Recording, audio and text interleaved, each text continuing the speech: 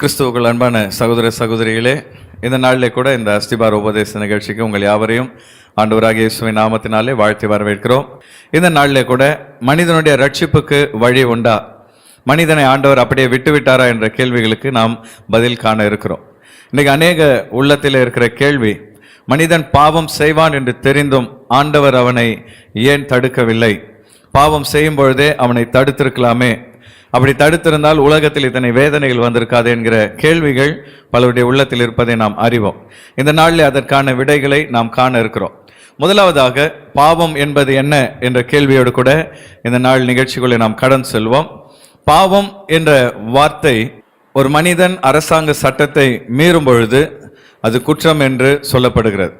அதே போல ஒரு மனிதன் தேவனுடைய சட்டங்களை அல்லது பிரமாணங்களை மீறும் பொழுது அது பாவம் என்று அழைக்கப்படுகிறது. வேதத்திலே 1 யோவான் 3வது அதிகாரம் 4வது வசனத்திலே, பாவம் செய்கிற எவனும் நியாயப்பிரமாணத்தை மீறுகிறான், நியாயப்பிரமாணத்தை மீறுவதே பாவம் என்று சொல்லப்பட்டிருக்கிறது. ஆக ஆண்டவர் மனிதன் எப்படி வாழ வேண்டும் என்கிற பிரமாணத்தை கொடுத்திருக்கிறார். அந்த பிரமாணத்தை அவன் மீறும் பொழுது தேவனுடைய பார்வையிலே அது பாவமாக கருதப்படுகிறது. அது மாத்திரமல்ல, நாம் ஒரு மனிதனுக்கு விரோதமாய் செய்கிற பாவமானாலும் சரி, அல்லது நம்முடைய சரீரத்துக்கு விரோதமாய் செய்கிற பாவமானாலும் சரி, அது தேவனுக்கு விரோதமான பாவம் என்பதை புரிந்து கொள்ள வேண்டும். லூக்கா 15வது அதிகாரம் 21வது வசனத்திலே பார்க்கும் பொழுது, குமாரன் தகப்பனை நோக்கி, தகப்பனே, பரத்துக்கு விரோதமாகவும் உமக்கு முன்பாகவும் பாவம் செய்தேன், இனிமேல் உம்முடைய குமாரன் என்று சொல்லப்படுவதற்கு நான் பாத்திரன் அல்ல என்று சொன்னான். இங்கே இளைய மகன் சம்பவத்திலே, அந்த ஓமையிலே, அந்த இளைய மகன் மனம் திரும்பி தகப்பனிடத்தில் வரும்பொழுது தகப்பனை பார்த்து, தகப்பனே, நான் உமக்கு முன்பாக பாவம் செய்தேன் என்று மாத்திரம் சொல்லவில்லை, பரத்துக்கு விரோதமாக பாவம் செய்தேன் என்று சொல்லுகிறான்.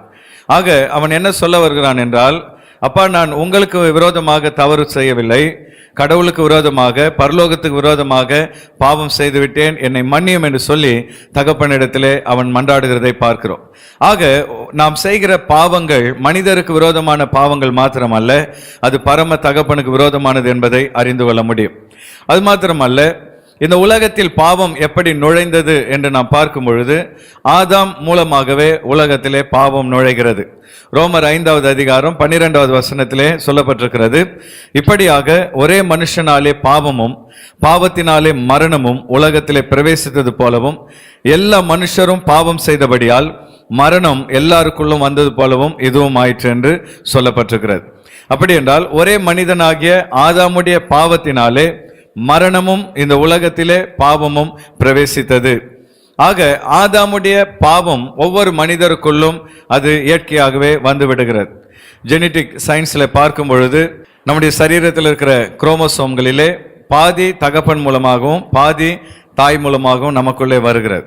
ஆக இயற்கையாகவே தாய் தகப்பனுடைய சுபாவங்கள், அவர்களுக்குள் இருக்கிற தன்மைகள் ஒரு குழந்தைக்குள் வந்து விடுகிறது. ஆக ஆதாம் ஏவாளுடைய பாவம் தலைமுறை தலைமுறையாக மனிதனுடைய வாழ்க்கையிலே பாதிப்பை ஏற்படுத்தி விடுகிறது. ஒரு மனிதன் செய்கிற பாவத்தினால் மாத்திரமல்ல, பிறப்பிலேயே அவன் பாவியாக பிறக்கிறான். ரோமர் 3வது அதிகாரம் 23வது வசனத்திலே, எல்லாரும் பாவம் செய்து தேவ மகிமை அற்றவர்களாகி என்று சொல்லப்பட்டிருக்கிறது. அப்படி என்றால் இந்த பூமியிலே மனிதனாய் பிறக்கிற ஒவ்வொருவனும் பாவம் செய்கிறவர்களாகவே காணப்படுகிறார்கள். சிறு குழந்தை கூட பிறக்கும் பொழுதே பாவ சுபாவத்தோடு பிறக்கிறதை நாம் பார்க்கிறோம். ஆங்கிலத்திலே ஒரு பாடல் நம்ம எல்லாருக்கும் தெரியும். அதில் சொல்லப்பட்டிருக்கிறது, Johnny Johnny yes papa, eating sugar no papa, telling lies no papa, open your mouth ahaha. இதில் நம்ம பார்க்கும் பொழுது சின்ன குழந்தை அப்பாவிடத்திலே பொய் சொல்கிறதை நாம் பார்க்கிறோம். பொய் சொல்ல அதற்கு யாரும் கற்றுத்தரவில்லை, திருட யாரும் கற்றுத்தரவில்லை, இயற்கையாகவே அந்த சுபாவம் குழந்தைகளுக்குள் வந்து விடுகிறதை பார்க்கிறோம். ஆக 2 விதமான பாவங்கள். ஒன்று ஜென்ம பாவம், பிறக்கும் பொழுதே ஒரு மனிதன் பாவத்தில் பிறக்கிறான். இன்னொன்று கர்ம பாவம், தன் வாழ்க்கையில செய்கிற பாவத்தினால் அவன் பாவியாக மாறுகிறான். ஆக இந்த உலகத்தில் பாவம் செய்யாத மனிதர்கள் ஒருவரும் இல்லை. எப்படிப்பட்ட உயர்ந்த மனிதர்களாக இருந்தாலும் அவர்கள் வாழ்க்கையிலே பாவம் உண்டு. அது மாத்திரமல்ல, இந்த பாவத்துக்கு ஒரு சம்பளம் உண்டு என்று வேதம் தெளிவாய் சொல்கிறது. ரோமர் 6வது அதிகாரம் 23வது வசனத்திலே, பாவத்தின் சம்பளம் மரணம் என்று தெளிவாக வேதத்திலே சொல்லப்பட்டிருக்கிறது. அது மாத்திரமல்ல, எசேக்கியேலிலே பாவம் செய்கிற ஆத்துமா சாகவே சாகும் என்று அறிவுறுத்தப்பட்டிருக்கிறது. ஆனால் ஆதாம் ஏவாளை சர்ப்பமானது வஞ்சித்து நீங்கள் சாகவே சாவதில்லை என்று சொல்லி ஏமாற்றியது. ஆனால் ஆதியாமத்தில் நம்ம பார்க்கிறோம், ஆதாம் ஜீவித்து போனான், மரணம் அடைந்தான் என்று வேதத்திலே பதிவு செய்யப்பட்டிருக்கிறது. ஆக இந்த உலகத்தில் பிறந்த ஒவ்வொரு மனிதனும் பாவியாக பிறக்கிறான். அந்த பாவத்தின் சம்பளம் மரணம் என்று வேதம் தெளிவாக அறிவுறுத்துகிறது. அடுத்த கேள்விக்கு நாம் செல்வோம். மனிதன் பாவம் செய்தபோது ஆண்டவர் ஏன் தடுக்கவில்லை? மனிதன் பாவி என்று வேதத்தில் நாம் பார்க்கிறோம், சரி. ஆனால் அந்த மனிதன் ஆதாம் பாவம் செய்யும் பொழுது ஆண்டவர் ஏன் தடுக்கவில்லை? அன்பான தேவ பிள்ளைகளே, ஒன்றை நாம் புரிந்து கொள்ள வேண்டும். மனிதனை ஆண்டவர் ஒரு ரோபோவாக அல்லது ஒரு எந்திர மனிதனாக உருவாக்கவில்லை. அவர் சொன்னதை மாத்திரம் செய்ய வேண்டும், அவர் சொன்னதை மாத்திரம் நினைக்க வேண்டும் என்று அவனை ஒரு இயந்திர மனிதனாக அல்ல, சுய சித்தமுள்ள ஒரு மனிதனாக கர்த்தர் படைத்தார். மனிதன் அவனாகவே தேவனை முழு மனதோடு நம்ப வேண்டும், நேசிக்க வேண்டும் என்று கர்த்தர் விரும்பினார். உபாகமம் 6வது அதிகாரம் 5வது வசனத்தில் நான் பார்க்கிறோம், நீ உன் தேவனாகிய கர்த்தரிடத்தில் உன் முழு இருதயத்தோடும் உன் முழு ஆத்துமாவோடும் உன் முழு பலத்தோடும் அன்பு கூறுவாயாக. இங்கே கட்டாயத்தினால் அல்ல, அல்லது புரோகிராம் பண்ணி கடவுளை மனிதன் நேசிக்க வேண்டும் என்று அவனுடைய மூளையை புரோகிராம் பண்ணி அல்ல, அவனாகவே விரும்பி முழு மனதோடு முழு இருதயத்தோடு கர்த்தரை நேசிக்க வேண்டும் என்று அவர் விரும்பினார். அதனால்தான் சுய சித்தத்தோடு அவனை படைத்தார். உபாகமம் 30வது அதிகாரம் 15வது வசனத்திலே, இதோ ஜீவனையும் நன்மையையும் மரணத்தையும் தீமையையும் இன்று உனக்கு முன்னே வைத்தேன் என்று கர்த்தர் சொல்லுகிறார். மனிதனுக்கு முன்பாக ஜீவனையும் வைக்கிறார், மரணத்தையும் வைக்கிறார், நன்மையும் வைக்கிறார், தீமையும் வைக்கிறார். ஆனால் மனிதனோ ஜீவனை அல்ல மரணத்தை தெரிந்து கொண்டான், நன்மையை அல்ல தீமையை அவன் தெரிந்து கொண்டான். ஆண்டவர் இரண்டையும் நமக்கு முன்பாக வைத்து நாம் நல்லதை தேர்ந்தெடுக்க வேண்டும் என்று அவர் விரும்புகிறார். இங்கே நாம் எதை விரும்புகிறோமோ அதை தேர்ந்தெடுக்கக்கூடிய உரிமையையும் கர்த்தர் நமக்கு கொடுக்கிறார். ஆதியாகமம் 2வது அதிகாரம் 9வது வசனத்தில் நாம் பார்க்கிறோம், தேவனாகிய கர்த்தர் பார்வைக்கு அழகும் புசிப்புக்கு நலமுமான சகலவித விருட்சங்களையும் தோட்டத்தின் நடுவிலே ஜீவ விருட்சத்தையும் நன்மை தீமை அறியத்தக்க விருட்சத்தையும் பூமியிலிருந்து முளைக்க பண்ணினார். இங்க வேதம் தெளிவாய் சொல்கிறது, பார்வைக்கு அழகும் சாப்பிடுவதற்கு ருசியுமான சகலவித கனி விருட்சங்களையும் ஆண்டவர் உருவாக்கினார். அந்த விருட்சங்களின் நடுவிலே ஜீவ விருட்சம் அல்லது ஜீவன் தருகிற மரத்தையும் கர்த்தர் உண்டாக்கினார். அது கூடவே நன்மை தீமை அறியத்தக்க விருட்சத்தையும் தேவன் உருவாக்கினார். கர்த்தர் மனிதனுக்கு சொன்ன கட்டளை ஒன்றே ஒன்றுதான், இந்த தோட்டத்தில் எல்லாவற்றையும் நீ சாப்பிடலாம், நன்மை தீமை அறியத்தக்க கனியை மாத்திரம் புசிக்க வேண்டாம் என்று சொல்லி கர்த்தர் அவனுக்கு அறிவுறுத்துகிறார். அப்படி என்றால் ஆண்டவர் நாம் விரும்பினதை தேர்ந்தெடுக்கக்கூடிய உரிமையை நமக்கு தருகிறார். ஆதாம், நீ எதை வேண்டுமானாலும் சாப்பிடலாம், ஆனால் இந்த நன்மை தீமை அறியத்தக்க கனியை புசிக்க வேண்டாம் என்று சொல்லி அறிவுறுத்துகிறார். ஆக இந்த உலகத்தில் பிறந்த ஒவ்வொரு மனிதனும் தன்னுடைய வாழ்க்கையிலே தான் விரும்பினதை தேர்ந்தெடுக்க அவனுக்கு உரிமை உண்டு. அதே வேளையிலே ஆண்டவர் ஆதாம் ஏவாள் தவறானதை தேர்ந்தெடுக்க கூடாது என்பதற்காக அவர்களுக்கு போதனைகளையும் கொடுக்கிறார். ஆதியாகமம் 2வது அதிகாரம் 16-17 வசனங்களை நாம் பார்க்கிறோம். தேவனாகிய கர்த்தர் மனுஷனை நோக்கி, நீ தோட்டத்தில் உள்ள சகல விருட்சத்தின் கனியையும் புசிக்கவே புசிக்கலாம். அங்க ஆண்டவர் சொல்றார், ஆதாமே, இந்த தோட்டத்தில் இருக்கிற எல்லா கனிகளையும் நீ சாப்பிடலாம், உனக்கு எந்த ரெஸ்ட்ரிக்ஷனும் எந்த தடையும் கிடையாது. 17வது வசனத்திலே, ஆனாலும் நன்மை தீமை அறியத்தக்க விருட்சத்தின் கனியை புசிக்க வேண்டாம். இந்த நன்மை தீமை அறியத்தக்க அந்த மரத்தின் கனியை நீ சாப்பிட வேண்டாம், அதை நீ புசிக்கும் நாளில் சாகவே சாவா என்று கட்டளையிட்டார். இந்த செய்தியை கேட்டுக்கொண்டிருக்கிற அன்பான சகோதரனே சகோதரியே, நன்றாய் நாம் புரிந்து கொள்ள வேண்டும், ஆண்டவர் நாம் பாவம் செய்ய வேண்டும் என்று விரும்பவில்லை, முழு இருதயத்தோடு அவரை நேசிக்க வேண்டும், அவருக்கு கீழ்ப்படிய வேண்டும் என்று விரும்புகிறார். ஆகையினால்தான் கர்த்தர் மனிதனுக்கு போதிக்கிறார், இந்த கனியை சாப்பிடாதேப்பா, இதை சாப்பிட்டால் உனக்கு மரணம் உண்டு என்று சொல்லி எச்சரிக்கிறார். ஆனால் அந்த இடத்திலே அந்த கனியை விலக்கிவிட்டு நல்ல கனியை புசிக்க கர்த்தர் கொடுத்த உரிமையை மனிதன் பயன்படுத்த வேண்டும். ஒரு தகப்பன் தன் பிள்ளையினிடத்திலே மெழுகுவத்தி எரிந்து கொண்டிருக்கும் பொழுது தொடாதே, அது உன்னை சுட்டுவிடும் என்று சொல்லும் பொழுது தகப்பனை நம்பி அந்த குழந்தை கீழ்ப்படிந்தால் அந்த குழந்தை தப்பித்துக் கொள்ளும். ஆனால் நான் தொட்டுதான் நான் அதை அறிந்து கொள்வேன், அது சுடுகிறதா இல்லையா என்பதை புரிந்து கொள்வேன் என்று ஒரு குழந்தை அது துடுக்குத்தனமாக அந்த மெழுகுவர்த்தியை தொடும் பொழுது நெருப்பு அதை சுட்டுவிடுகிறது. இங்கே ஆதாம் வாழ்க்கையிலும் ஆண்டவர் அங்கே தெளிவாய் போதிக்கிறார், மகனே இதை சாப்பிட வேண்டாம் என்று. ஆனால் மனிதன் எதை தெரிந்து கொண்டான்? ஆதியாகமம் 3வது அதிகாரம் 6வது வசனத்திலே சொல்லப்பட்டிருக்கிறது, அப்பொழுது ஸ்திரீயானவள் அந்த விருட்சம் புசிப்புக்கு நல்லதும் பார்வைக்கு இன்பமும் புத்தியை தெளிவிப்பதற்கு இச்சிக்கப்படத்தக்க விருட்சமாய் இருக்கிறது என்று கண்டு அதன் கனியை பறித்து புசித்து தன் புருஷனுக்கும் கொடுத்தாள், அவனும் புசித்தான். வேதத்தில் நாம் தெளிவாய் பார்க்கிறோம், ஏவாள் சர்ப்பத்தின் வஞ்சனையிலே ஏமாந்து போய் அந்த நன்மை தீமை அறியத்தக்க அந்த கனியை புசித்தது மாத்திரமல்ல, தன் கணவனுக்கும் கொடுத்து அவனையும் பாவம் செய்ய வைத்தாள். ஒரு சிலருக்கு கேள்வி இருக்கலாம், ஒருவேளை ஏவாளுக்கு அந்த கனியினுடைய பின்விளைவுகள் தெரியாமல் அவள் சாப்பிட்டு இருக்கலாம் என்று. ஆனால் உண்மை அப்படி அல்ல. அங்கே சாத்தான் கேட்கும் பொழுது ஆதாமுக்கு ஆண்டவர் சொன்ன அதே காரியத்தை ஏவாள் சொல்லுகிறதை பார்க்கிறோம். அப்படி என்றால் ஒன்று கர்த்தரோ அல்லது ஆதாமோ ஏவாளுக்கு தெளிவாக அந்த கனியின் பின்விளைவுகளை சொல்லி இருக்க வேண்டும். ஆனால் ஏவாளோ கர்த்தரை வார்த்தைக்கு கீழ்ப்படியாமல் சாத்தானின் வார்த்தையை நம்பினதினால் உலகத்திலே பாவம் வந்தது. ஆக ஆண்டவர் ஒரு மனிதனுக்கு நன்மை செய்ய சொல்லிக் கொடுக்கிறார், நன்மையான காரியங்களையும் வைக்கிறார். ஆனால் அவனோ தீமையான காரியத்தை தேர்ந்தெடுத்து தேவனுக்கு விரோதமாக பாவங்களை செய்கிறான். உலகத்திலே பாவத்திலே மனிதன் விழுந்து விடுகிறான். 3வது கேள்விக்கு நாம் கடன் செல்வோம். மனிதன் பாவம் செய்து விட்டான், இந்த பாவத்துக்கு பரிகாரம் என்ன? மனிதனுடைய பாவத்துக்கு ஒரு விமோச்சனம் உண்டா என்ற கேள்விக்கு வேதத்திலிருந்து நாம் இப்பொழுது விடை பார்க்கலாம். அன்பான தேவ பிள்ளைகளே, மனிதன் பாவம் செய்தாலும் அவனை ஆண்டவர் அதிகமாய் நேசித்ததினால் அவன் பாவத்திலிருந்து அவனை மீட்டெடுப்பேன் என்று கர்த்தர் வாக்கு கொடுக்கிறார்.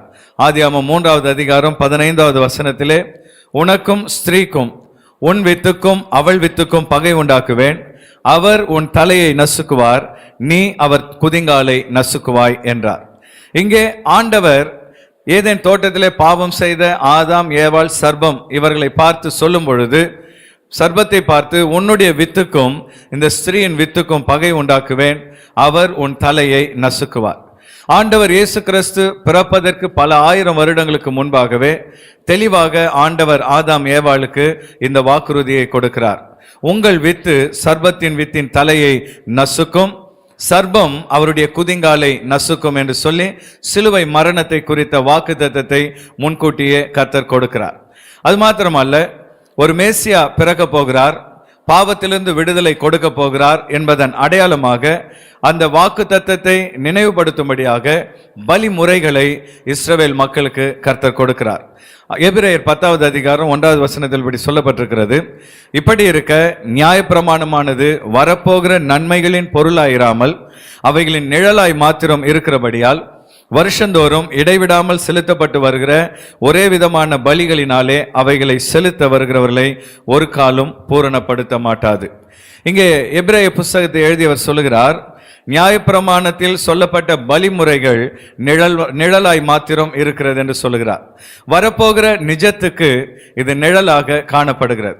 நமக்கு புரிகிற விதத்தில் சொல்ல வேண்டும் என்றால், ஒரு ஸ்டேஜ் ப்ரோக்ராம் அல்லது ஒரு டிராமா போடும் பொழுது எடுத்த உடனே அவர்கள் மேடையில் வந்து அதை நடித்து விடுவதில்லை. அது பின்பாக ரிகர்சல், ஒப்பனை பார்க்கிறார்கள். அந்த ரிகர்சல்ல அவர்கள் அந்த முழு டிராமா எப்படி இருக்கும் என்று அவர்கள் ஒத்திகை பார்த்துவிட்டு அதன் பின்பு குறிப்பிட்ட நாளிலே ஸ்டேஜில் வந்து அவர்கள் அந்த நடிக்கிறார்கள். அதே போல தேவ பிள்ளைகளே, ஆண்டவர் இயேசு கிறிஸ்து இந்த பூமிக்கு எப்படி வருவார், எப்படி அவர் தன் ஜீவனை கொடுப்பார் என்பதை மக்கள் புரிந்து கொள்ளும் விதமாக ஆண்டவர் ஆசரிப்பு கூடாரத்தை ஏற்படுத்தி வழிமுறைகளை ஏற்படுத்தினார். ஆனால் ஆட்டு இரத்தமோ மாட்டு இரத்தமோ மனிதனுடைய பாவத்தை மன்னிக்க முடியாது. வரப்போகிற மேசியாவை அவர்கள் எதிர்பார்த்து தங்களை ஆயத்தப்படுத்தி கொள்ள வேண்டும் என்பதற்காகவே கர்த்தர் பலிமுறைகளை உண்டாக்கினார். அது நிழலாக மாத்திரம் இருக்கிறதே தவிர நிஜமானது சிலுவையிலே நிறைவேறுகிறது. ஆக இந்த பலி முறைகளை பல ஆயிரம் வருடங்களாய் நிறைவேற்றி கொண்டு வந்த இஸ்ரவேல் மக்கள் வாழ்க்கையிலே ஆண்டவர் முன்குறித்த வேளையிலே தம்முடைய சொந்த குமாரனை ஜீவ பலியாக அனுப்பினார். கலாத்தியர் 4வது அதிகாரம் 5வது வசனத்தில் அருமையாய் சொல்லப்பட்டிருக்கிறது, காலம் நிறைவேறின பொழுது, ஆண்டவர் முன்குறித்த அந்த காலம் நிறைவேறின பொழுது ஸ்ரீனிடத்தில் பிறந்தவரும் நியாயப்பிரமாணத்துக்கு கீழானவருமாகிய தம்முடைய குமாரனை தேவன் அனுப்பினார். இங்கே வேதம் தெள்ள தெளிவாய் சொல்கிறது, ஆண்டவர் முன்குறித்த காலம் நிறைவேறின பொழுது தம்முடைய குமாரனாகிய இயேசுவை பூமியில மனிதனாக கர்த்தர் அனுப்புகிறார். இதிலிருந்து நாம் ஒன்றை புரிந்து கொள்ள வேண்டும், தேவன் சகலத்தையும் திட்டமிட்டு அதினதின் காலத்தில் நேர்த்தியாய் செய்கிறார். சில வேளைகளிலே சில காரியங்களுக்காக நாம் காத்திருக்கும் பொழுது ஆண்டவர் ஏன் தாமதப்படுத்துகிறார் என்று நாம் நினைக்கிறோம்.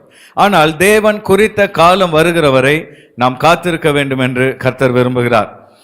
ஏதேன் தோட்டத்திலே ஆதாம் ஏவாளுக்கு ஆண்டவர் கொடுத்த வாக்குத்தத்தம், அதன் பின்பு முற்பிதாக்களுக்கு அவர் கொடுத்த வாக்குத்தத்தங்கள், ஆபிரகாம், ஈசாக்கு, யாக்கோபு, தாவீது, இப்படி தலைமுறை தலைமுறையாக அவர் கொடுத்த வாக்குத்தத்தத்தின் காலம் சிலுவையிலே நிறைவேறினது.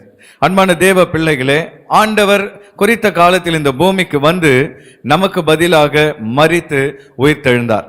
1 பேதுரு 3வது அதிகாரம் 18வது வசனத்திலே, ஏனெனில் கிறிஸ்துவும் நம்மை தேவனிடத்தில் சேர்க்கும்படி அநீதியுள்ளவர்களுக்கு பதிலாக நீதியுள்ளவராய் பாவங்களின் நிமித்தம் ஒரே தரம் பாடுபட்டார். அவர் மாம்சத்திலே கொலையுண்டு ஆவியிலே உயிர்ப்பிக்கப்பட்டார். இங்கே தெளிவாக பேதுரு சொல்லுகிறார், இயேசு கிறிஸ்து தேவனிடத்தில் நம்மை சேர்க்கும்படி அநீதி உள்ளவர்களுக்கு பதிலாக நீதி உள்ளவராய் பாவங்களின் நிமித்தம் ஒரே தரம் பாடுபட்டார். அதாவது தேவனுக்கு முன்பாக நம்மை ஒப்புரவாக்கும்படி அவருக்கு எதிரிகளாக இருந்த நமக்காக கிறிஸ்து சிலுவையில் பாடுபட்டு பலியானார். நம்முடைய பாவங்களுக்கான தண்டனைகளை சிலுவையில் அவர் ஏற்றுக்கொண்டார். நம்முடைய கைகள் செய்த பாவங்களுக்காக அவருடைய கைகளில் ஆணிகள் அடிக்கப்பட்டது. நம்முடைய கால்கள் செய்த பாவங்களுக்காக அவருடைய கால்களில் ஆணிகள் அடிக்கப்பட்டது. நம்முடைய சிந்தனையில் நாம் செய்கிற பாவங்களுக்காக அவருடைய தலையில் முள்முடி சூட்டப்பட்டது. நம்முடைய வாயினால் நாம் செய்கிற பாவங்களுக்காக அவருடைய கன்னத்தில் அறையப்பட்டது. எல்லாவற்றுக்கும் மேலாக நம்முடைய இருதயத்தில் இருக்கிற அசுத்த எண்ணங்கள், அசுத்த கிரியைகளை ஆண்டவர் அந்த கிரியை நிமித்தம் அவருடைய இருதயத்தில் ஈட்டியினால் குத்தப்பட்டது. இந்த செய்தியை கேட்டுக்கொண்டிருக்கிற அன்பான சகோதரனே, சகோதரியே, ஆண்டவர் இயேசு கிறிஸ்து அவர் செய்த தவறுக்காக அந்த தண்டனை அனுபவிக்கவில்லை. நீங்களும் நானும் செய்த பாவத்துக்கு பரிகாரமாக நமக்கு பதிலாக அவர் அந்த தண்டனையை சிலுவையில் ஏற்றுக்கொண்டார். அது மாத்திரமல்ல, அவர் சிலுவையிலே மரித்து அடக்கம் பண்ணப்பட்ட 3வது நாள் பிதாவாகிய தேவன் அவரை உயிரோடு கூட எழுப்பி, இயேசு கிறிஸ்துவே இந்த உலகத்தின் பாவங்களை மன்னிக்க தேவனால் அனுப்பப்பட்ட ஆட்டுக்குட்டி என்பதை அவர் ரூபித்தார். அன்பான தேவ பிள்ளைகளே, ஆண்டவர் இயேசு கிறிஸ்துவின் உயிர்த்தெழுதல் நம்முடைய வாழ்க்கையில் நிச்சயமான ஒரு அடையாளத்தை கொடுக்கிறது. அவரே பாவத்தை மன்னிக்க வல்லமையுடைய தேவன் என்பதை விளங்க பண்ணுகிறது. அது மாத்திரமல்ல, சிலுவையில் ஆண்டவர் இஸ்ரவேல் மக்களின் பாவங்களுக்காக மாத்திரமல்ல, அல்லது கிறிஸ்தவருடைய பாவங்களுக்காக மாத்திரமல்ல, சர்வ லோகத்தின் பாவத்துக்கும் அவர் பரிகாரத்தை ஏற்படுத்திவிட்டார். 1 யோவான் 2வது அதிகாரம் 2வது வசனத்திலே அருமையாய் சொல்லப்பட்டிருக்கிறது, நம்முடைய பாவங்களை நிவர்த்தி செய்கிற கிருபாதார பலி அவரே. நம்முடைய பாவங்களை மாத்திரமல்ல, சர்வ லோகத்தின் பாவங்களையும் நிவர்த்தி செய்கிற பலியாக இயேசு இருக்கிறார். அன்பான தேவ பிள்ளையே, ஆண்டவர் இயேசு கிறிஸ்து ஜாதி மதங்களை பார்க்கிற தேவன் அல்ல. அவர் இந்த உலகத்திலே நல்லவர்கள், கெட்டவர்கள், படித்தவர்கள், படிக்காதவர்கள், உயர்ந்தவர்கள், தாழ்ந்தவர்கள் என்ற வித்தியாசம் பார்ப்பதில்லை. முழு உலகத்தின் தேவனாக இருக்கிற அவர் முழு உலகத்தின் பாவத்துக்கான பரிகாரத்தை சிலுவையிலே ஏற்படுத்திவிட்டார் என்பதை தெல்ல தெளிவாக நாம் புரிந்து கொள்ள வேண்டும்.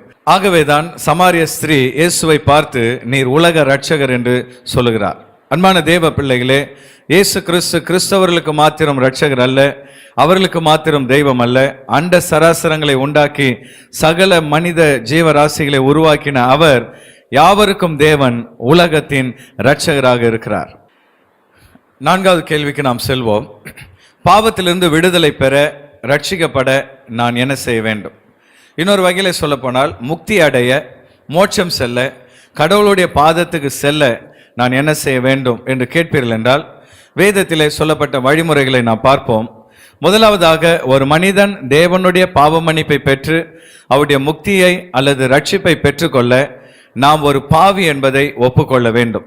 1 தீமோத்தேயு 1வது அதிகாரம் 15வது வசனத்திலே, பாவிகளை ரட்சிக்க கிறிஸ்து இயேசு உலகத்தில் வந்தார் என்ற வார்த்தை உண்மையும் எல்லா அங்கீகரிப்புக்கும் பாத்திரமானது.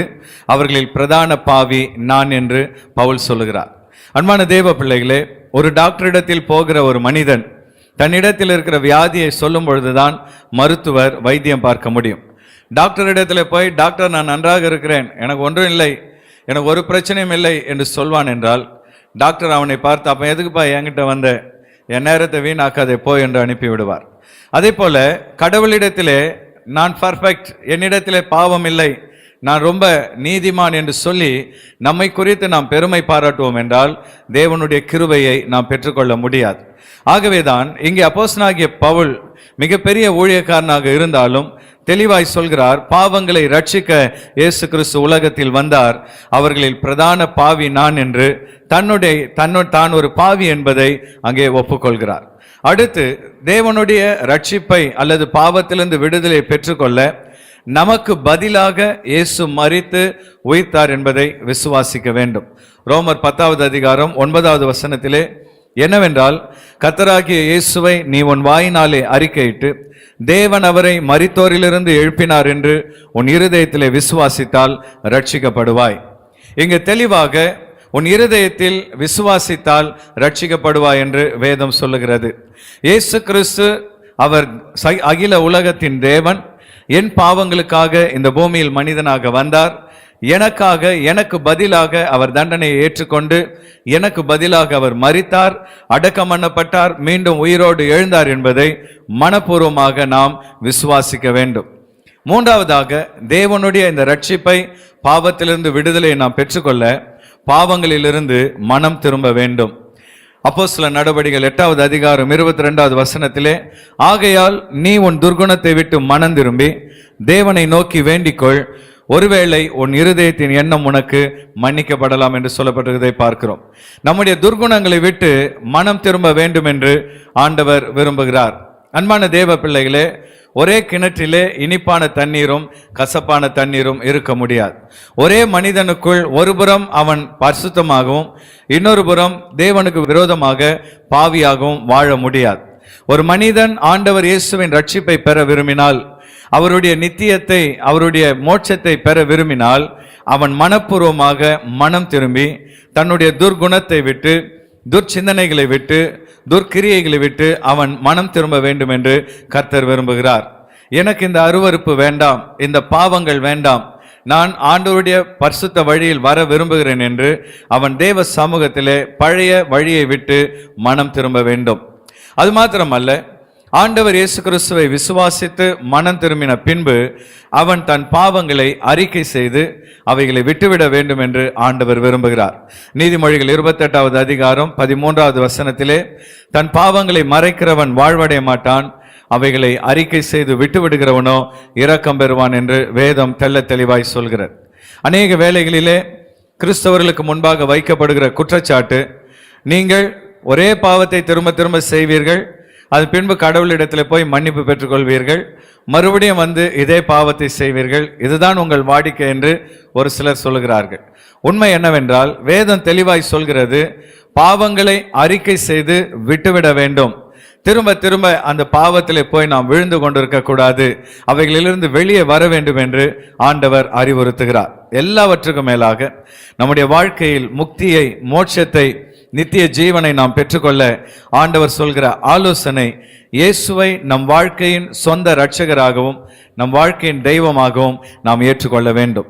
யோவான் 1வது அதிகாரம் 12வது வசனத்திலே, அவருடைய நாமத்தின் மேல் விசுவாசம் உள்ளவர்களாய் அவரை ஏற்றுக்கொண்டவர்கள் எத்தனை பேர்களோ அத்தனை பேர்களும் தேவனுடைய பிள்ளைகளாகும்படி அவர்களுக்கு அதிகாரம் கொடுத்தார். இங்கே ஆண்டவர் அவருடைய பிள்ளைகளாக நம்ம ஏற்றுக்கொள்ள விரும்புகிறார். நாம் அவரை தகப்பனாக ஏற்றுக்கொள்ள வேண்டும். அவரை தகப்பனாக, இரட்சகராக, தேவனாக நாம் ஏற்றுக்கொள்ளாவிட்டால் அவருக்கும் நமக்கும் இடையிலே ஒரு புதிய உறவு உண்டாக முடியாது. இந்த செய்தியை கேட்டுக்கொண்டிருக்கிற அன்பான சகோதரனே, சகோதரியே, இந்த நாளிலே உன் வாழ்க்கையில் ஆண்டவர் இயேசு தருகிற சமாதானம், ரட்சிப்பு, நித்திய ஜீவனை பெற்றுக்கொள்ள விரும்புவாய் என்றால், முதலாவதாக நீ ஒரு பாவி என்பதை உணர்ந்து, அடுத்து ஆண்டவர் இயேசு கிறிஸ்து எனக்காகவே சிலுவையிலே மரித்து அடக்கம் பண்ணப்பட்டு உயிர்த்தார் என்பதை விசுவாசித்து, மூன்றாவதாக பாவங்களிலிருந்து மனம் திரும்பி ஆண்டவர் இயேசுவின் சமூகத்திலே பாவங்களை அறிக்கை செய்து விட்டுவிட்டு அவரை உன் வாழ்க்கையின் இரட்சகராக தேவனாக ஏற்றுக்கொள்வாய் என்றால், நிச்சயமாக ஆண்டவர் இயேசு கிறிஸ்து உன் வாழ்க்கையிலே வருவார். உன் வாழ்க்கையில் இருக்கிற இருளான பாவங்களை அகற்றுவார். உனக்குள்ளே ஆசீர்வாதத்தையும் விடுதலையும் ரட்சிப்பையும் தந்து உன்னை ஆசீர்வதிப்பார். கடைசி கேள்விக்கு நாம் செல்வோம். ஒரு மனிதன் ரட்சிக்கப்பட்டு விட்டான் என்பதன் அடையாளங்கள் என்ன? இன்னைக்கு அநேக வேளைகளிலே நாங்களும் கிறிஸ்தவர்கள் என்று அநேகர் சொல்லிக் கொண்டிருக்கிறார்கள். ஆனால் ஆண்டவர் இயேசு கிறிஸ்துவின் போதனைக்கும் அவர்கள் வாழ்க்கைக்கும் சம்பந்தம் இல்லாமல் வாழ்கிறார்கள். ஒரு மனிதன் கிறிஸ்தவன் என்பதற்கும் அவன் வாழ்க்கையிலே இயேசு இருக்கிறார் என்பதற்கும் அவன் வாழ்க்கையிலே ஆண்டவர் அவனை ரட்சித்திருக்கிறார் என்பதற்கும் சில அடையாளங்கள் உண்டு. ஒரு 5 அடையாளங்களை துரிதமாய் பார்த்து நாம் முடிக்கலாம். முதலாவது அடையாளம், நான் ரட்சிக்கப்பட்டு விட்டேன், என் பாவங்களிலிருந்து விடுதலை பெற்றுவிட்டேன் என்று நம்முடைய மனசாட்சி நமக்கு சாட்சி கொடுக்கும். ரோமர் 8வது அதிகாரம் 16வது வசனத்திலே, நாம் தேவனுடைய பிள்ளைகளாய் இருக்கிறோம் என்று ஆவியானவர் தாமே நம்முடைய ஆவியுடனே கூட சாட்சி கொடுக்கிறார். நம்முடைய ஆவியிலே, நம்முடைய மனசாட்சியிலே நாம் ரட்சிக்கப்பட்டிருக்கிறோம் என்று பரிசுத்த ஆவியானவர் சாட்சி கொடுப்பார்.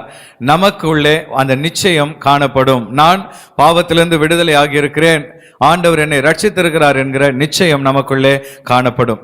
அது மாத்திரமல்ல, ரட்சிக்கப்பட்ட ஒரு மனிதனுடைய இருதயத்திலே அவனை அறியாத ஒரு சந்தோஷம், அதை ரட்சிப்பின் சந்தோஷம் என்று வேதம் சொல்கிறது. பணத்தினால் வருகிற சந்தோஷம் அல்ல, உலகத்தில் அவன் பெற்றுக்கொண்ட உலக இன்பங்களினாலோ உலக ஆசைகளினாலோ வருகிற சந்தோஷம் அல்ல, இது அவனுக்குள் இருக்கிற ரட்சிப்பின் சந்தோஷம். ஏசாயா 12வது அதிகாரம் 3வது வசனத்திலே, நீங்கள் ரட்சிப்பின் ஊற்றுகளிலிருந்து மகிழ்ச்சியோட தண்ணீர் மொண்டு கொள்வீர்கள். இப்ப இந்த ரட்சிப்பின் சந்தோஷம் ஒரு மனிதனுக்குள் வரும் பொழுது அவன் வாழ்க்கையிலே உலகத்திலே வருகிற இழப்புகள், உலகத்திலே வருகிற பாடுகள், கஷ்டங்கள் அவனுக்கு ஒரு பொருட்டாக இருக்காது. கர்த்தர் என்னோடு இருக்கிறார், அவர் என்னை ரட்சித்திருக்கிறார், நான் அவருடைய பிள்ளை, அவர் எல்லாவற்றையும் பார்த்து கொள்வார் என்கிற நிச்சயம் அவனுக்குள் காணப்படும். அது மாத்திரமல்ல, இதுவரை தேவனுக்கு விரோதியாக இருந்த அவனுடைய மனம் தேவனை நெருங்கி வருகிறது. கடவுளோடு, தன்னை உண்டாக்கின தேவனோடு ஒரு புதிய உறவு ஏற்படுகிறது. கலாத்தியர் 4வது அதிகாரம் 6வது வசனத்திலே, மேலும் நீங்கள் புத்திரராய் இருக்கிறபடியினால் அப்பா பிதாவே என்று கூப்பிடத்தக்கதாக தேவன் தமது குமாரனுடைய ஆவியை உங்கள் இருதயங்களில் அனுப்பினார். ஒரு மனிதன் ரட்சிக்கப்படும் பொழுது கடவுளை அப்பா என்று, பிதாவே என்று அழைக்கக்கூடிய புத்திர சுவிகாரத்தின் ஆவியை கர்த்தர் அவனுக்கு தருகிறார். தேவனோடு கூட ஒரு நெருங்கிய உறவு ஏற்படுகிறது. கர்த்தரோடு கூட பழகக்கூடிய, அவரோடு கூட சேர்ந்து நடக்கக்கூடிய அனுபவத்தை கர்த்தர் தருகிறார்.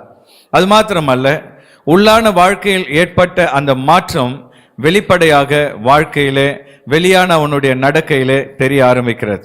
2 கொரிந்தியர் 5வது அதிகாரம் 17வது வசனத்திலே, இப்படி இருக்க ஒருவன் கிறிஸ்துவுக்குள் இருந்தால் புது சிருஷ்டியாயிருக்கிறான், பழையவைகள் ஒழிந்து போயின, எல்லாம் புதிதாயின. இயேசு கிறிஸ்து என்கிற வெளிச்சம் ஒரு மனிதனுடைய வாழ்க்கையில் வரும் பொழுது இருளான சிந்தனைகள், இருளான வார்த்தைகள், இருளான கிரியைகள், செய்கைகள் அவன் வாழ்க்கையை விட்டு ஒழிந்து போகிறது.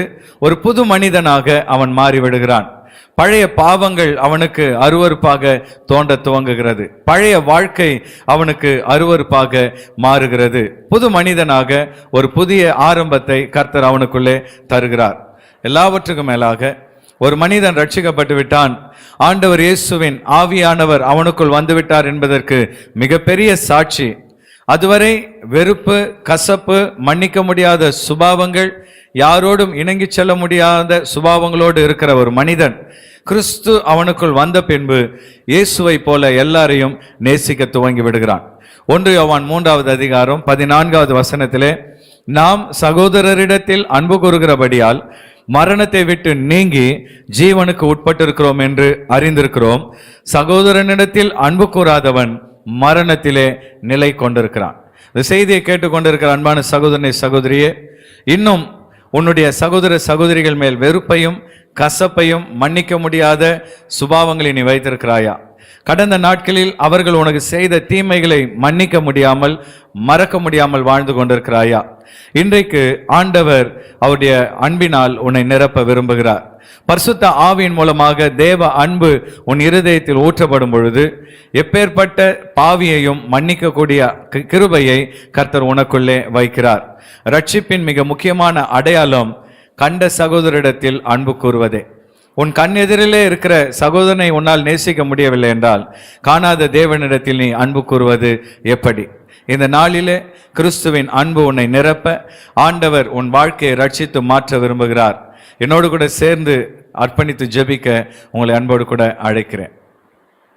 இந்த செய்தியை கேட்டுக்கொண்டிருக்கிற அன்பான சகோதரனே, சகோதரியே, ஒருவேளை நான் சபைக்கு போகிறேன், நான் ஒரு கிறிஸ்தவன், கிறிஸ்தவ பெயர் வைத்திருக்கிறேன், ஆனால் என் வாழ்க்கையில ரட்சிப்பு இல்லை, ஆண்டவர் இயேசு எனக்காகவே மரித்தார் உயிர்த்தார் என்று இதுவரை அறியாமல் இருந்தேன், ஆனால் இன்றைக்கு என் வாழ்க்கையை இயேசுவுக்கு ஒப்பு கொடுத்து அவருடைய ரட்சிப்பையும் நித்திய ஜீவனையும் பெற்றுக்கொள்ள விரும்புகிறேன் என்று சொல்வீர்கள் என்றால் என்னோடு கூட இணைந்து இந்த ஜெபத்தை சொல்ல உங்களை அன்போடு கூட கேட்கிறேன். நான் சொல்ல சொல்ல என்னோடு கூட சேர்ந்து சொல்லுங்கள்.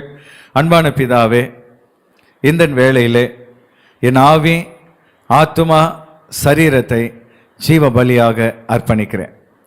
என் வாழ்க்கையின் பாவங்களை மன்னிக்க உம்முடைய குமாரனாகிய இயேசு கிறிஸ்துவை இந்த பூமிக்கு அனுப்பினீர் என்றும், ஆண்டவர் இயேசு கிறிஸ்து எனக்காகவே பாடுபட்டு சிலுவையில் அறையுண்டு மரித்து அடக்கம் பண்ணப்பட்டு 3வது நாள் உயிரோடு எழுந்தார் என்பதையும் முழு இருதயத்தோடு விசுவாசிக்கிறேன். என் பாவங்களை நான் அறிக்கையிடுகிறேன். என் குறைகள் குற்றங்களை இன்றோடு விட்டுவிடவும் மனம் திரும்பி உம்முடைய பிள்ளையாக வாழவும் என்னை ஒப்புக் கொடுக்கிறேன். ஆண்டவரே, உம்முடைய குமாரனாகிய இயேசுவின் இரத்தத்தினால் என் பாவங்களை கழுவி பரிசுத்தப்படுத்தும். என் வாழ்க்கையில் வாரும். உம்முடைய பிள்ளையாக என்னை ஏற்றுக்கொள்ளும். நீரே என் ஆண்டவர், நீரே என் இரட்சகர். உம்முடைய பாதையில் நடக்க என்னை ஒப்புக் கொடுக்கிறேன். இயேசுவின் நாமத்தினால் ஜெபிக்கிறோம் பிதாவே, ஆமென். அப்படியே கண்களை மூடியிருங்கள். உங்களுக்காக ஒரு ஜெபத்தை ஏறெடுத்து நிறைவு செய்ய விரும்புகிறேன். கிருபையுள்ள நல்ல தகப்பனே, இந்த நாளில் கூட இந்த நிகழ்ச்சியை கேட்ட ஒவ்வொருவரையும் கர்த்தர் ஆசீர்வதிப்பீராக. அப்பா, இந்த நாளில் உம்மை தன் வாழ்க்கையின் ரட்சகராக ஏற்றுக்கொண்டு தன்னை ஒப்பு கொடுத்த ஒவ்வொரு சகோதர சகோதரியும் ஆசீர்வதிப்பீராக.